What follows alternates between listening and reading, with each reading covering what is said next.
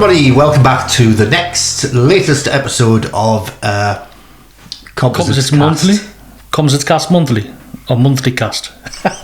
Anyway, ahoy hoy, Nick. Ahoy hoy, Martin. Nick and Martin here with a special episode dedicated to fiberglass roofing and specifically problems that people have with fiberglass roofing.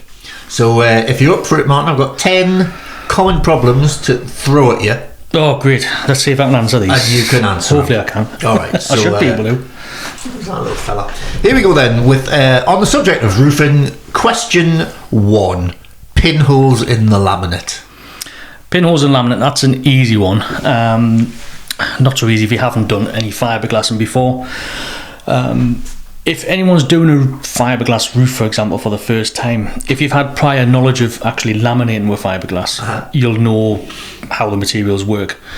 So if you imagine a sheet of fiberglass and it's all made up of these 1-inch strands of glass all kind of bound together, and in between those strands there's little gaps. If you've got enough resin in that mat to flood those little kind of gaps and pinholes, then you're going to have a perfect laminate, right? With no pinhole in between. If you don't put enough resin on there, basically all you're doing is coating the fibres, and you're not actually filling in between. Right. So if you come from a fiberglass moulding background, you put your gel coat in the mould, and you put your fiberglass on, and because it's a non-porous surface, the resin doesn't tend to go anywhere. It can only go on the mat. It's not going to go past the mould. On a roof, however, you've got the porous boards, so some of that resin's going to drain. You've also got the gaps between the boards, which you normally bandage those anyway, but even your bandage, you can get tiny little pinholes along where the boards join, right? Because it's where the resin's kind of drained from the mat down the gap, and you end up with those little pinholes. So usually you'd make sure you've got enough resin that's going to kind of flood those gaps as well as hold onto the mat. Some people cheat. Nothing wrong with this method, by the way, but they'll actually put some adhesive tape along the joins. Right. Now, if that adhesive tape, like gaffer tape or anything with a strong adhesive, so even duct tape. Now, if you fiberglass over duct tape, fiberglass can probably release from the surface of duct tape, but over a big roof, that 50mm tape's not going to make much of a difference. No, right. If it doesn't, securely bond to that, it's not going to cause a problem. And there's loads of roofers out there do it. Right. But let's say you can use the fiberglass bandage, which we would most kind of highly recommend, because it gives that join a bit extra strength as well. So that's a method we would recommend, in making sure it's wet out fully with the roller. Yeah. So you would, if you're doing strips, you would normally apply it with a brush, but then you would paddle roll it with a paddle roller. Yeah. Nice. Helps the resin get into all the so holes. To kind of bring it into down into a nutshell. To stop the pinholing, you need sufficient resin on your mat. Right. And that's basically it. Can those pinholes come up once you top coat it?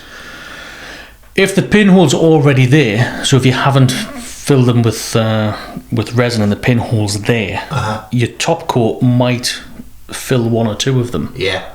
But what sometimes happens is it's a bit like if you've ever kind of filled over a trying to think of the best analogy here. If you ever try to put car body filler over a kind of an indentation or a hole, you sometimes trap air as you do it. If you don't kind of do it from one side then the other, and kind of work it in different directions, and that can happen with the top coat. The top coat will kind of bridge that pinhole, and then it's trapped air, and then that air pops to the surface. Right. So your pinholes just come back again. Right. Okay. So you really need to get the resin layer. Right. Okay. Excellent. Question 2, or problem 2: pooling on the roof. Pooling on the roof. If you've got a decent fall and your timbers have all been put down properly, there shouldn't be no reason why you've got any pooling on your roof, unless you've got exaggerated overlaps, reducing the flow of water. So it's important that if you're not doing it yourself, if you've got a builder coming in putting those boards down, they've got enough fall on there, and the boards aren't kind of stepping up. And one thing a lot of roofers don't do now, which they used to do way back in the beginning, when this kind of when GRP roofing first came out, is they used to advise you to router out where the trims go. So if you've got the drip edge, you router out about a mil, so that your drip trim actually sits in. So you drip the edge of your drip trim. Sorry, getting a bit tongue tied with that drip trim. To make sure that your drip trim doesn't form a step where that flange is, so the water doesn't get caught behind it. Because even that 1 millimetre can cause a lot of water to collect behind it. If there's not enough of a fall on the roof, and then you start getting moss growing and things like that. And one of the telltale signs you've got pooling, even if there's no water on your roof, is you'll see these kind of light and dark patches where the water's been. Right. Okay. And then if you've got water collecting, you're then going to end up with moss starting to build up, and then everything else is going to start building up. Other things are going to seed into there. You could end up with, plants on the roof that's going to cause damage to the actual GRP. Wheat. Corn on the cob. Okay. So we say it's fiberglass is predominantly for like flat roofing. Yeah. But what fall should there be on there? Is there a recommended amount of fall? You've kind of got us there, really, to be honest. I mean, there's no limit to it. Enough is how much there should be. I wouldn't want a massive fall on a roof. It basically is mainly for flat roofing. But it's got to be slightly. Yeah. It's a difficult actually to kind of fiberglass sometimes on a pitch roof. I remember when I did my shed and I had one of those Tyvek suits on, that didn't help. Right. And I was kind of just once I'd fiberglass, I came to the top coat, I was just kind of sliding down. I had to kind of anchor myself onto the fence. So it's not ideal to be kind of trying to do a top coat a 45-degree angled roof. No. So yeah, you would normally just keep it to flat roofs. So that's the cause of pooling of water on the roof. Yeah. Problem number 3 for fiberglass roofing: poor bonding of the top coat. Yeah, that can happen if you've left it too long. So if you've left it too long after fiberglassing to top coating, you can have bonding issues. After the resin's cured, you should be applying the top coat ideally within 24 hours. Right. If you can, the same day, so try and get all the fiberglassing done one morning, and you want to be top coating it in the afternoon. Because of the weather, that's not always it's not really a viable option, but if you leave it too long, then you're reducing that chemical bond. You can bring that back by a quick light sanding and then a wash down with acetone. Right. And that'll certainly help. And that's what we would advise if you've left it that long. So that, and contamination as well. That can cause it. So especially if you're dealing with chemicals and you've got other people up there with mastics and all kinds of other adhesive products, and they might be trailing it on the feet, and so you've got that risk of contamination. Right, yeah. And what would be the signs? How would you know that the top coat's not bonding properly? What would that look like? You would basically see it lifting. At first, if you've got some contamination, which is kind of oil based, you'll see the product split on the surface. Right. But you won't know there's an adhesion problem until it starts to fail, and then you'll see this kind of lifting, peeling. Right. Severe cases, you might see kind of this kind of like arid desert kind of look to the roof as it's peeled. We had a case actually where there was a guy, he ended up doing his own roof, and felt really sorry for him because he had some guys out to do the job. He didn't do any kind of checking up on them. Right. And basically all they did was bandage the joints and then just floor coat the roof. No fiberglass on whatsoever. Right, okay. And of course, floor coat's not an ideal coating for timber. So all he had was this, like I said, like an arid desert kind of finish where the top coat was just kind of lifting up. And that's what you would get if you didn't get a good bond on the fiberglass as well. Right, okay. Great. These are good. I'm sure helpful to somebody. And I hope it doesn't make it sound like, oh my God, there's so many problems with this stuff. Because there's not really. No, it's all down to application. Yeah. It's like anything. Even if you're doing felt, if you didn't put it down properly, it would fail. If you were doing rubber roofing and you didn't put it down properly, it would fail. Yeah. Everything has got its, is designed to be put down a certain way, and if you don't follow those rules, then it's not going to work. Yeah. And it's the same with GRP. So it's good that people know this, and then it doesn't give the product a bad name. Yeah. I mean, I did my shed, and I've got to say, I didn't really do a good job. I'm no joiner. So the boards weren't great that I used, and everything else, they weren't even marine grade. I mean, we would advise OSB board, but I only had plywood. And it's, my daughter's now 16. I did it when she was little, so it's about 15-year-old that roof, and it hasn't failed yet. All right, good. Because what I do know is fiberglass and how to lay fiberglass. Of course, yeah. The problem when I did my shed, and bearing in mind I look after the website and photography, videos, that sort of thing, podcasts. So I don't know fiberglass like you guys do. And the problem I had was it was just going off really quickly. It was a hot day. Yeah. And it was just, as soon as I was putting it down, it was like going off, Yeah. and it was solid. Yeah. So that was the problem I had. Yeah. Anyway. That probably brings up another question about resin going off too quick. If we always say not to do this in wet conditions, and try to avoid cold conditions, ideally not below 10 degrees C. But those are the kind of obvious conditions not to do a roof. Yeah. But the other one that's not so obvious is really hot summer's days. Yeah. I remember doing a pond that must have been about 16, 17 years ago. I did that, and I remember everything was going off like a rocket. I literally had the catalyst down to 0.5%, which is against recommendation, but it was just going off so quick. And it was one of those days where the back of your neck's burning when you're trying to do any kind of work outdoors. And in the end, I had to just give up and say, right, I'm going to come back when it's overcast. Right. Because we're going through so many ancillary items, and the mixes were so low, it wasn't practical to do in a big area. So avoid days where it's absolutely scorching hot, unless you're at a part of the building where you're in a bit of a shade. Right. It can be quite a hot day, but it's amazing the difference it'll make if you've got sunshine, shade over you. Right. Because going back where we did that pond, we found out that it was literally like a straight line where the shadow cast. There was a straight line, and actually on one side of it, it was taking, it was reasonable time to cure. Yeah, okay. But on the other side, it was just going off far too quick. Okay. So it makes a massive difference. Problem 4: tacky areas in the top coat. It could be a few things. It could be very poor mix from the start. It's important that your tins are pre-mixed before you decant them and use them. Okay. Basically what a top coat is, it's either a resin or a gel coat that's got a wax additive in. Resins and gel coats usually cure with a slight tack to it.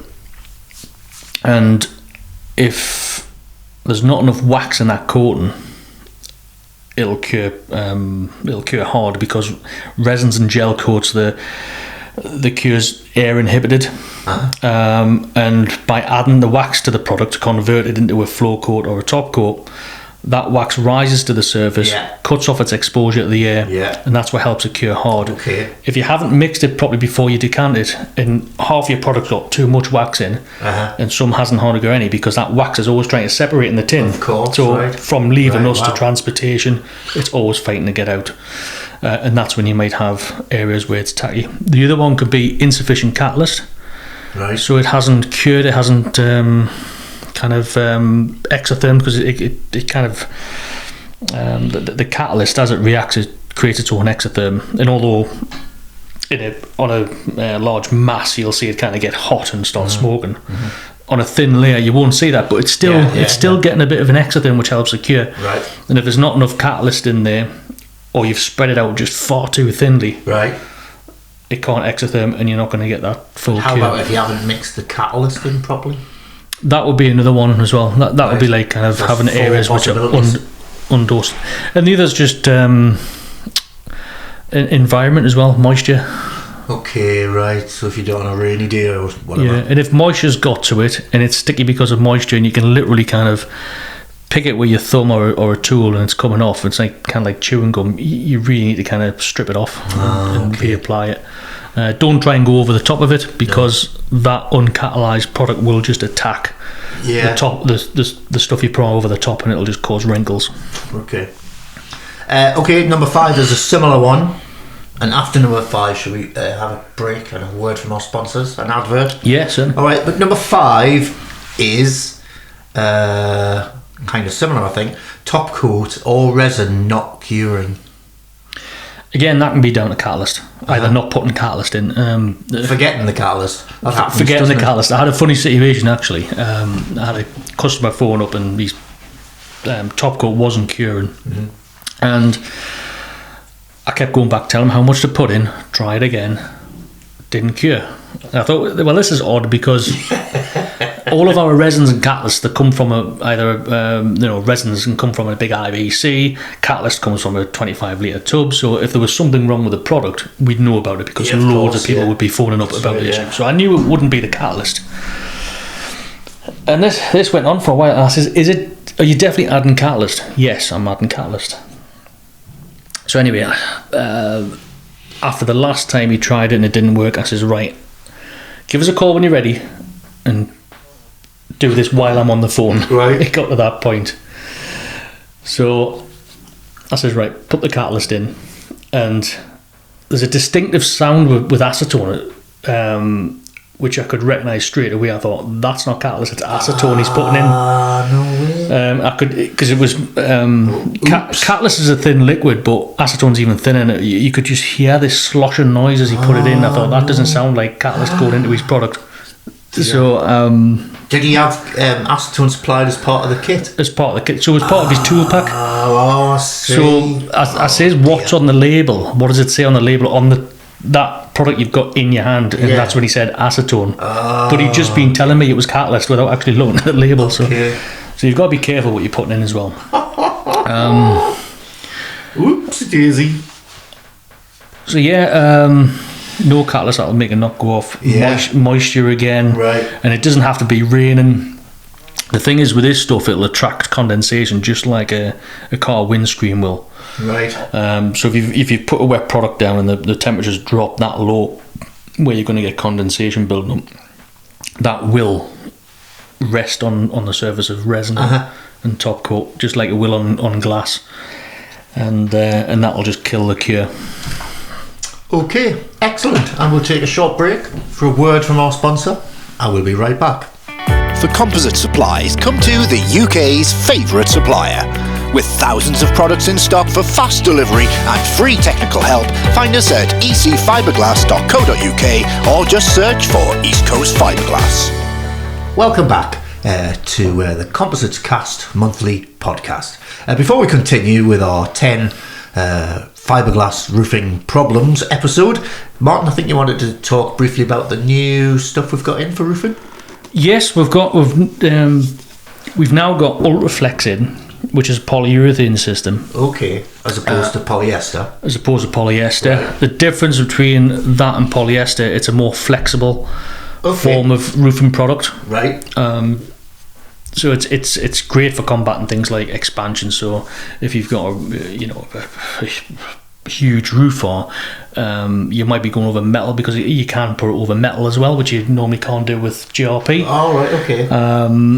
So it gets a much better bond to that and a lot of other substrates as well. Right.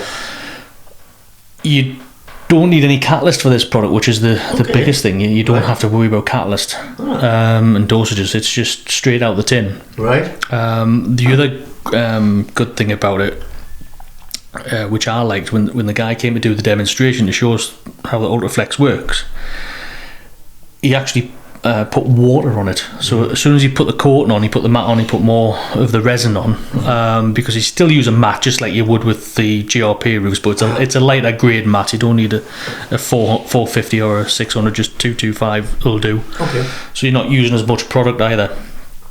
But what he did a demonstration of a spray bottle, and he just kind of sprayed water on it. And he says, he as we're looking at it, he says, can you see how it's just beading on the surface? I went, yeah. And he just tipped the board and it just ran off. Huh. And he says, whatever's left over will just dry off, and the moisture will not affect the product whatsoever. That's for the good. Curing. That's good. So if you get caught out and it rains, you're fine. You're all right. Obviously, you're not okay if your boards get wet, but if you've already got the product down, everything else underneath is protected. Huh. And then you can come back the next day, and there's a top coat to go with it as well, like a thicker form of that same product that goes over. And you use exactly the same trims.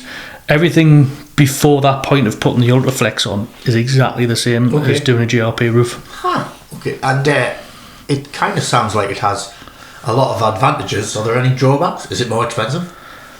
No, I mean the tin. When you look at the tin prices, it looks like it's going to be more expensive. But considering you don't use the heavy mat, you're not. The wet out ratio is totally different. So for what it would take to wet out a 600, it's not going to be the same for a 225 gram cloth. So it goes a lot further. Right.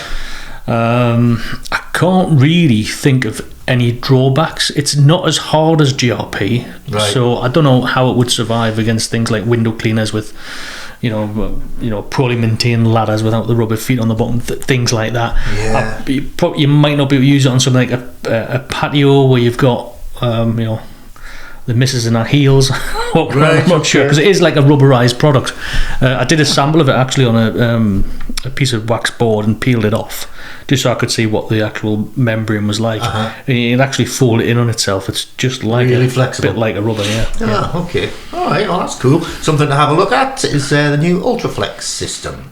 And let's continue with our questions. Number 6: wet roof boards. Is that recommendation of, or? I don't know, it just says wet roof boards, so I guess maybe right, so if your boards are wet, right? If your boards are wet, what should I do? Basically nothing but dry them off. What you wouldn't do is, for example, if you get a heat gun on there, you might get the surface dry but underneath still wet. Right.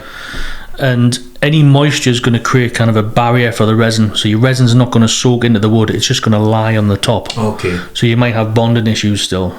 You're then trapping moisture in as well, so if there's nowhere else for the moisture to go, you could end up promoting rot and what have you. The best thing to do if you're not too sure about the weather is, one, have it covered with tarp, or have the boards coated with resin prior. So if you think you're going to get caught out and you've just finished the boards and you think, oh God, the weather's changed from what it was yesterday, tomorrow's a good day but it's going to rain tonight, take some of the resin, pre-coat the boards, and that'll at least, it'll protect the boards and it'll be easier to dry off the next day. Right, excellent. Cover it over. Same rules apply though. You would give it the surface a quick sand over and wash it down with acetone just to bring back some chemical bond if it's been rained on. Alright, brilliant. Problem 7: laying up in poor conditions. That's basically pretty much a no-no. Right. You wouldn't do it. So temperatures need to be, I would say, at least above 10 degrees C. You can do it below, but if you do it below, you take on the risks that might come with that. Definitely not below 5 degrees, I know that for certain. Okay. But yeah, above 10 degrees, ideal temperatures around about 15, 18 degrees. Right. And the next thing is trying to avoid direct sun. Because like I say, you can have a hot day, overcast, warm day, and it'll be fine. But as soon as that sun's beating down on that, it's gonna it's not so much just the heat, it's the UV. It acts like an accelerant to the resin, and it might not. It might be going off on the surface quite quick, but it's also going to be going off 3 or 4 times as quick in your bucket. So where it's in a large mass, because that's going to start getting hot. Your rollers as well, that's going to hold a lot of resin, so they're going to start getting hot. So yeah, ideal conditions is 18 to 20, overcast day, or if possible in the shade. Okay, so carrying on with question or problem number 8. We've sort of covered this. Resin or top coat going off too quickly? Yeah, so if your resin top coat's going off too quick, it could be down to too much catalyst. Right. It could be down to what we mentioned earlier with direct sun. Now, I keep going about direct sunlight. It's not impossible to do it in direct sun. Me and Lee, we did the factory roof, and it was baking hot that day. Okay. We just had to make sure we reduced our mix and work together, so one of us was applying the resin while the other one's following on with the paddle roller. Right, so we're literally transferring everything out of the bucket as quick as we can. Right. We've just got to go double speed really to apply it. So it is doable, and you can reduce your catalyst and you can change to a summer catalyst as well. Yeah. Summer catalyst will help that a long way. But the other thing could be just the amount that you're mixing up. So we supply our resins as small as say 5 kilo for roofing resin, and we also do 20 kilo tins as well. And sometimes roofers who've never used this product before, they'll see the catalyst, they'll see this big tin, and they'll think they can just put the catalyst in the tin and they've got plenty of time. But this is a 20 litre mass, all reacting and generating heat. So as it reacts, it generates this heat. The heat then accelerates the reaction, and then the reaction is generating more heat, and there's just snowballs. Chain reaction. So the bigger the mass, the quicker that'll go off in the tub. When you've got it on the fiberglass in a thin layer, it'll be going off slower there than what it will be in the tub of the bucket. If you've ever mixed car body filler in a big lump of that, it gets hot, or plaster, and the resin's the same. So never mix more than you can use. If you've got, say, a 5 metre strip of mat to wet out, only mix up about 5 litres. If you run out halfway, get everything paddle rolled down and then get a new mix. Right. Or, if you feel comfortable, do a 10 litre mix. Good thing to do is have all your mat cutter size ready, so you just roll it out. You're not, stopping in between to cut something or measure something. And while it's tricky on a windy day as well. It is, yeah. I wouldn't. One of the materials we sell is surface tissue, and they use that a lot on boats. And somebody asked us, he says, will this give a nice finish on my roof? Because it kind of blends in that rough chop strand finish, and it can give a really nice finish. I says, you could. I said, but I wouldn't want to use it. Fiberglass is bad enough on a windy day, but on a breezy day, tissue is just really thin, isn't it? But you can use that surface tissue for detailed areas, which is good round trims and things. Because that's one of the things, isn't it, that a fiberglass roof, when you see one done properly and nicely, they look really smart doing that. Yeah. But if you get up close, it's not like a yacht finish. No, it's not. You can't get that finish with a top. That's coat, right. Yeah. Okay. Number 9. It's a funny one. Roof making a noise after installation. Well, fiberglass itself, when it cures, it's rigid, and it's just like any other rigid plastic. Yeah. If on a summer's day, it's gonna start expanding, and then when it cools down, it's gonna contract. Right. Your plastic guttering does the same. Yeah. If on a hot day, if you stand near your guttering, you'll hear the little cracks and things. Yeah. Now imagine that, a plastic on a big, massive, 45 to 100 square meter area. There's going to be some noise, and it's just normal. It's just the nature of the product. It's normal. Severe cases of it could be down to insufficient expansion. Yeah. That's a thing. So the basic rule of thumb is when you get over, say, 50 square meters, depending on the shape of the roof, you might need to be looking at expansion. Even if you think it's highly necessary or not, if you can put an expansion in there, it'll certainly help. Right. But you want to be breaking the roof down to like 50 square meters if you're doing a huge, big kind of, say, 100 to 200 square meter roof. You want to be breaking it down into roughly 50 square meter segments at least. No, is there such a thing as an expansion trim? Have I seen that on my Yeah, we've got two types. So we've got one that forms like a gully gutter. That's one expansion, and the other one we've got is the E280, which is kind of like an upside down U shape. Right. And all you do is you just lay your boards with a gap in between the boards, and then that just kind of bridges over it. That can sort of move. Yeah. A lot of people use that one as well to kind of make it look like lead rolls on old roofs. Okay, yeah. And finally, issue or question 10. I got this from my shed, so I'll be keen to know what I did wrong here. Moisture on the inside of the roof with no obvious leak.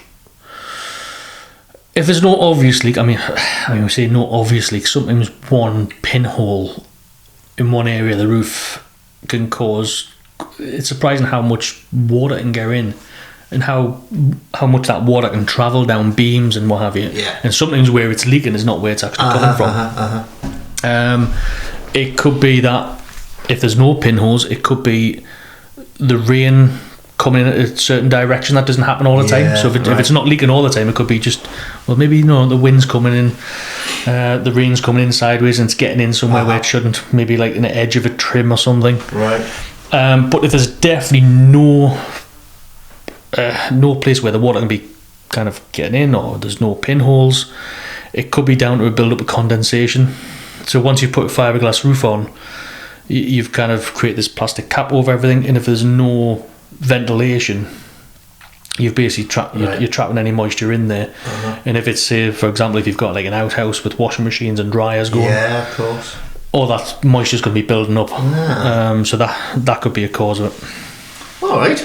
Excellent. Well, that went pretty good, I think. Hopefully that's of some use to anybody who's having trouble with the installation of the GRP roofing system. So I think that's about it for today. Don't forget, if you do have any questions, not just about roofing, but about anything to do with anything that we do, drop us an email at compositescast@gmail.com, or just through the website, through the normal channels. We've got WhatsApp, email. We've even got telephones. Yeah, certainly. Anything to add, Mart? No, I think that's about it. Actually, going back on the kind of noise and the expansion. Yeah. And talking about Ultraflex. Right. With Ultraflex being a much more flexible product, that would protect you against things like the noise and the problems against expansion, because it will just move with the roof itself. All right, brilliant. Well, thanks for answering those, and to anybody listening, we'll see you on the next Composite Cast podcast. I'm off now. I'm going to go home and listen to my gutters. Great. I'm off now. I don't know what I'm going to do, actually. What am I going to do, Nick? I don't know. Talk to some customers? Talk to some customers, answer some more questions. Maybe talk about roofing again, I think. Yeah, probably. All right. Cheers, everybody. See you next time. Bye for now.